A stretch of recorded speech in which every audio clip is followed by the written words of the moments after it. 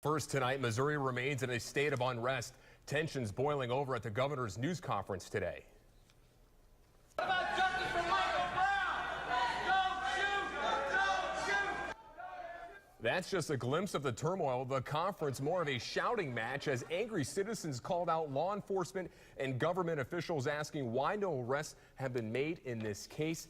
It's 1 week tonight since Officer Darren Wilson shot and killed Michael Brown, an unarmed teenager in St. Louis, suburb of Ferguson. Protests both peaceful and violent, and looting following that shooting there. The state's governor just announcing at that conference a mandatory curfew for Ferguson from midnight to 5 a.m. starting tonight. Our Cameron Poland is following the developments out of Missouri. He joins us now with some insight on the governor's decision and why this incident has sparked so much passion in this community. Cameron? Serena, we're continuing to monitor those developments as we speak. You can see right here, obviously this protesting is continued to carry out in Ferguson right now. Clearly, there's a number of community members who are heartbroken and angered over the shooting death of this unarmed teen who was just days away from starting college. And now they are urging the state's top officials to bring about charges.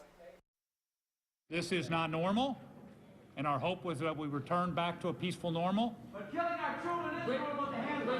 Calls for peace by Missouri Governor Jay Nixon fell on deaf ears as angry citizens and supporters of slain teen Michael Brown called for one thing: justice. The small town of Ferguson now declared a state of emergency, with Governor Nixon issuing a mandatory curfew following overnight looting and riots. Again, this is not to silence the people of Ferguson or this region or others, but to contain those who are drowning out the voice of the people with their actions. Actions that left many local businesses damaged, sending police donning riot gear into the streets.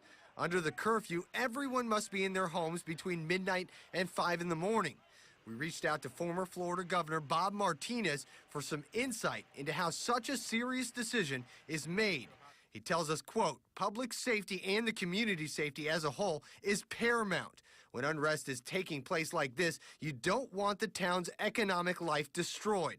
It's not a decision that's taken lightly. Protests are expected to continue right up until that midnight curfew. We'll continue to keep our eyes on this developing story throughout the night. We'll update you both on air and online at abcactionnews.com. Serena? All right, thank you, Cameron. And